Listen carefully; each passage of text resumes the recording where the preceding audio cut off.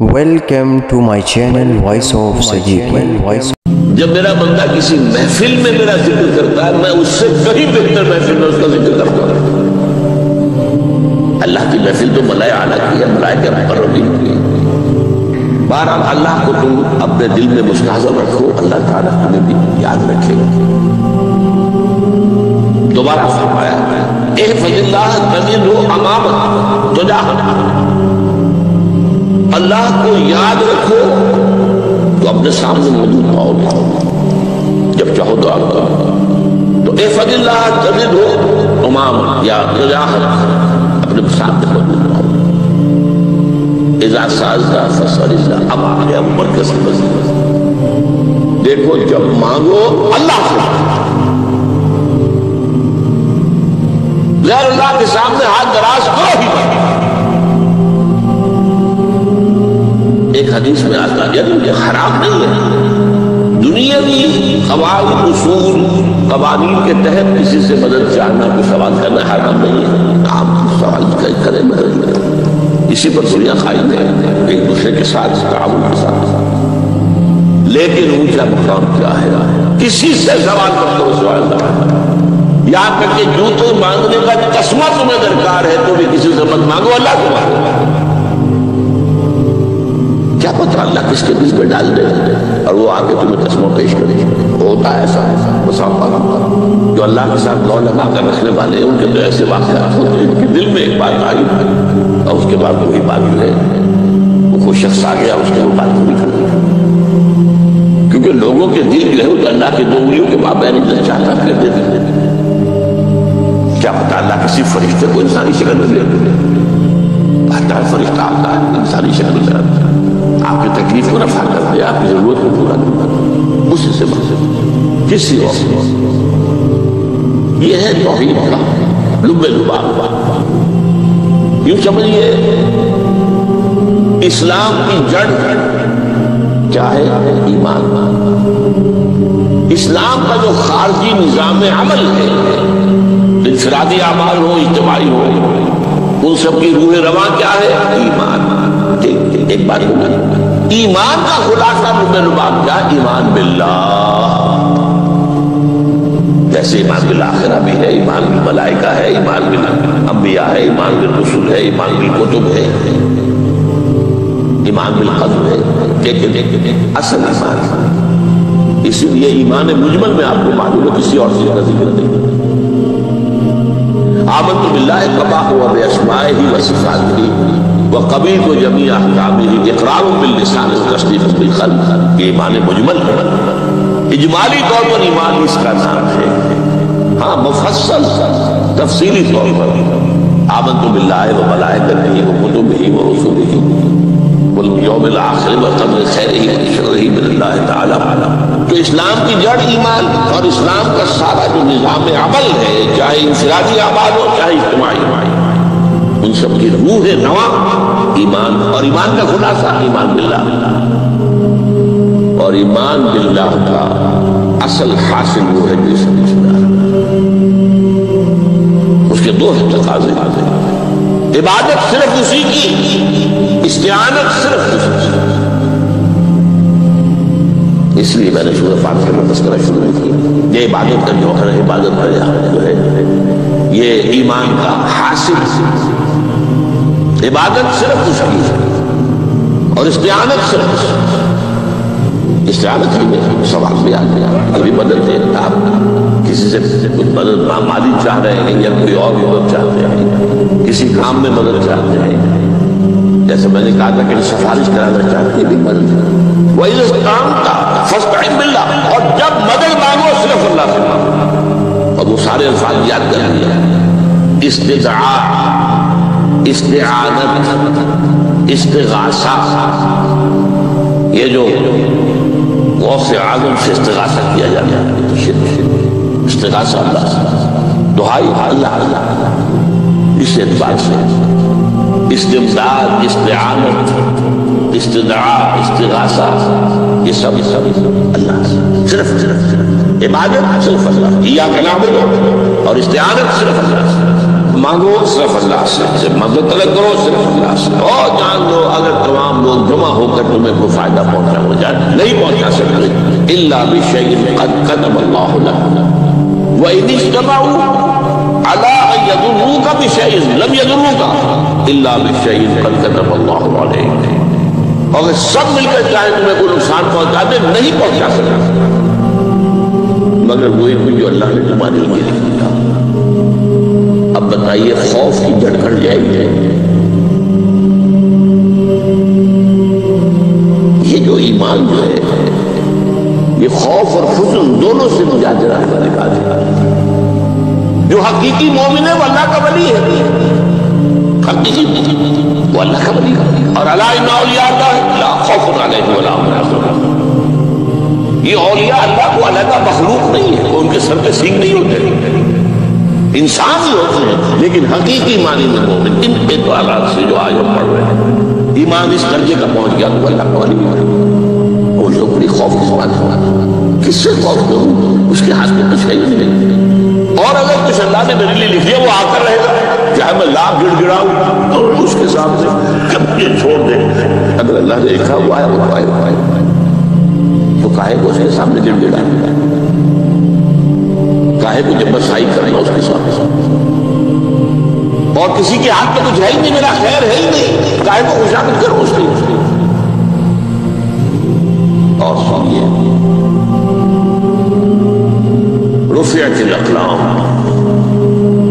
دیکھو نوجوان قلم میں اٹھا دی گئی ہے، وجفت الصحف، اور جو رجسٹر ہے صحیفے ان کی سیاہی خشک ہو چکی، یہ ہے وہ اللہ کا علم اس میں ہر شے لکھنے کے، اس کی قلم اٹھا دیا۔ جیسے آپ کو معلوم امتحان ہوتا تھا 3 گھنٹے ختم ہوئے، اسٹاپ رائٹنگ، بس اب قلم ہو جانا چاہیے۔ وہ قلم تو تقدیر کا کاتب جو ہے وہ قلم اس کا اب اٹھا دیا گیا، اور جو صحیفے جن پر یہ لکھا گیا وہ خشک ہوئے ہو گئے۔ یہ تو روایت ہے جو امام ترمذی نے جس کو روایت کیا، یہ متن ان کا ہے جو ہم نے پڑھا ابھی، اور ان کا قول یہ ہے کہ یہ حدیث حسن صحیح ہے، لیکن یہی روایت اور انہی راوی سے عبداللہ ابن عباس سے رضی اللہ تعالیٰ عنہ اور بھی محدثین نے کی ہے، اس میں سے ایک اور متن جو ہے وہ یہاں پر امام نووی نے دے دیا ہے۔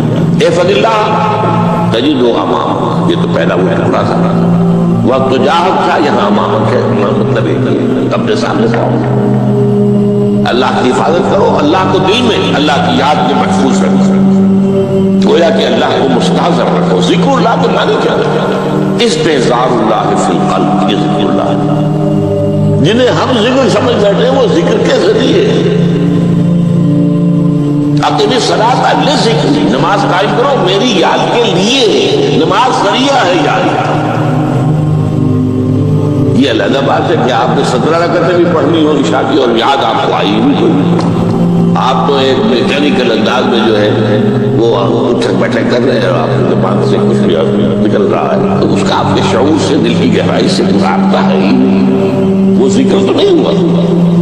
ہاں نماز فرض تو ادا ہو گئی، اب یہ فرض ادا ہو گیا، تو جنہیں ہم نے ذکر سمجھا وہ ذرائع ذکر، اللہ اللہ سبحان اللہ زبان سے، یہ تاکہ اس کے نتیجے میں وہ ذکر حاصل ہو جائے۔ استحضار اللہ فی القلب، ذکر کے معنی ہے استحضار اللہ فی القلب، تعرف الی اللہ فی الرخاء، اور دیکھو کشادگی کے وقت میں تم اللہ کو یاد رکھو، اللہ کی طرف رجوع کیے رہو، بھول نہ جاؤ۔ وہ نہ ہو جو کبھی کہا تھا، بہادر شاہ ظفر کے اشعار میں سے بہت دور کا شعر ہے، ظفر آدمی اس کو نہ جانیے چاہے کتنا ہی وہ فاضل کا، جسے عیش میں یاد خدا نہ رہی، جسے دیش میں خوف خدا نہ، وہ ہے کشادگی کی حالت میں جب تمہارے لیے کشادگی ہے، اللہ کی طرف رجوع کیے رکھیے، یعرف کا فی الشدہ، تو اللہ اپنی توجہ تم کو رکھے گا شدت کے وقت میں، تمہیں کوئی تکلیف نہیں، اس تکلیف کو تم پر آسان کر دے گا۔ تکلیف تو آنی ہے، وہ لکھی ہوئی ہے، وہ تو آئے گی، لیکن یہ کہ اللہ تعالیٰ اس کی شدت ایک ہی چیز ہے جس کو ایک انسان بہت شدت کے ساتھ محسوس کر رہا ہے، دوسرا آدمی اتنا نہیں محسوس کر رہا ہے، احساس کا معاملہ ہوگا وہ تو اصل میں اگر انسان کی نروز کٹی ہوئی ہے تو احساس ہو گئی سرے سے ہی، تو اس اعتبار سے اللہ تعالیٰ تمہارے لیے شدت سے کبھی کرے گا۔ وَعْلَمْ أَنَّمَا أَخْطَأَكَ لَمْ يَكُنْ لِيُصِيبَكَ، اور جان لو جو چیز تم سے چھوٹ گئی ہے، رہ گئی ہے، وہ ہرگز تمہیں ملنے والی نہیں تھی۔ اب آپ نے کسی ملازمت کے لیے درخواست دی ہے، درخواستیں مانگی گئی ہے، اپنی سی محنت کر لی، نہیں ملی ملازمت، اب آپ بیٹھے ہوئے افسوس میں، رنج میں، غم میں، فلاں نے یہ کر لیا، فلاں نے یہ کر لیا، وہ فلاں جو ہے بڑی تکڑی سفارش لے آیا تھا، فلاں نے رشوت دے دی۔ چھوڑو نہیں اس کو، وہ تمہارے لیے نہیں تھی۔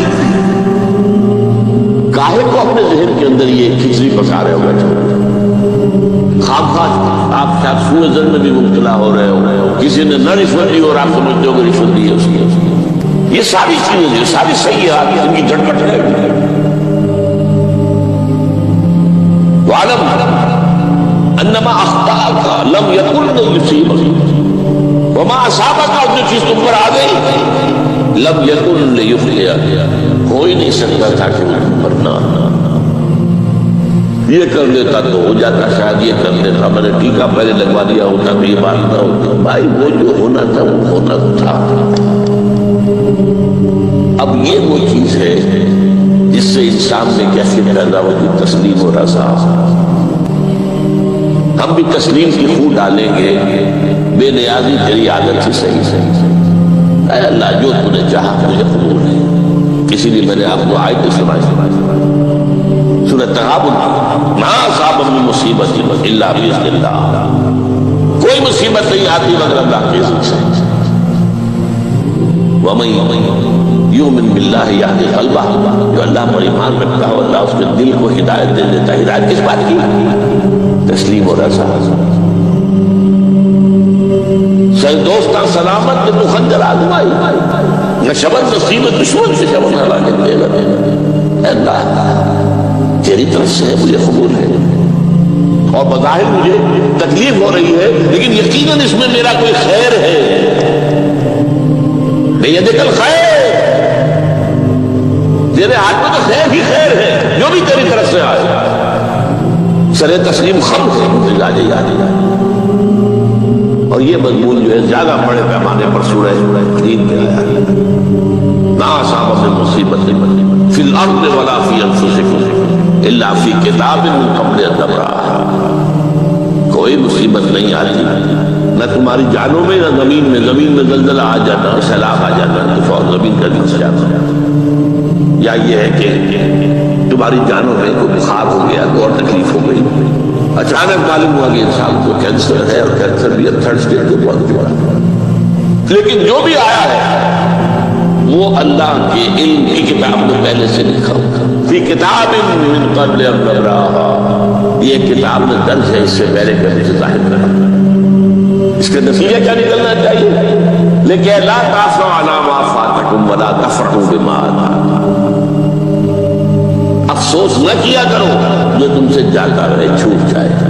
کوئی عزیز فوت ہو گیا، کوئی موقع ہاتھ سے نکل گیا، ارے بھائی میں چوک گیا، بڑا موقع تھا، اب اس پر افسوس کرنا چاہیے نہیں۔ جو چیز دیکھیں لا تأسوا علی ما فاتکم ولا تفرحوا بما آتاکم، جو اللہ تمہیں دے دے اس پر اتراؤ مت۔ وما اصابک لم یکن لیخطئک واعلم ان النصر مع الصبر، اور جان لو اللہ کی مدد صبر کے ساتھ آئے، جو آئے اس کی طرف سے کھیلو۔ زبان پر کلمہ شکوہ اور شکایت نہ آئے، اللہ سے شکایت نہ آئے، تسلیم و رضا، جو تیری رضا ہے۔ تیری صحت ہمیں منظور ہے لیکن اس کو مولانا محمد علی جوہر ایک مرتبہ جیل میں گئے، ایک بیٹی بیمار ہوئی، فوت ہو گئی، اس کے بعد دوسری مرتبہ پھر جیل میں گئے، دوسری بیٹی کو وہی بیماری ہوئی، جیل میں اطلاع ملی کہ بیٹی کو بیماری ہو رہی ہے، تو خط لکھا اشعار کی شکل، کا آخری شعر یہ ہے، تیری صحت ہمیں منظور ہے لیکن اس کو نہیں منظور ہے، ہم کو بھی منظور ہے۔ ہم تو چاہتے ہیں کہ بیٹی کے لیے شفا ہو جائے، اسے منظور نہیں لیکن ہمیں منظور ہے۔ وَعَلَمَ أَنَّ النَّسْرَ مَعَ الصَّبْرِ وَأَنَّ الْفَرَجَ مَعَ الْكَرْبِ، فرج فراخی کھل جانا تکلیف کے ساتھ، یہ ہے کرب کے ساتھ، تکلیف کے ساتھ، تکلیف کھلنے کے ساتھ ساتھ اللہ نے قانون بنایا ہے۔ اب آپ اندازہ کیجئے بچے کی ولادت میں ماں کو کتنی تکلیف اٹھانی پڑتی ہے۔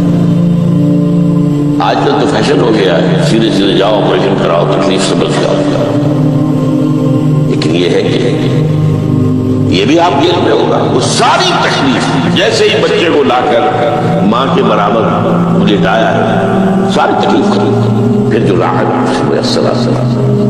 ان الفرج مع الکرب وان مع العسر یسرا، اسی لیے میں نے وہ آیتیں بھی پڑھی تھی، ان مع العسر یسرا ان مع العسر یسرا۔ اس دنیا میں یہ اللہ نے نظام بنایا ہے، سختیاں جھیلنی ہوں گی۔ لقد خلقنا الانسان فی کبد، ہم نے انسان کو پیدا کیا مشقت کے اندر، مشقت تو کرنی پڑے، کسی کی جسمانی مشقت زیادہ، کسی کی ذہنی مشقت زیادہ ہے، مشقت سے چارہ کسی کو، تو یہ ہے ان مع العسر یسرا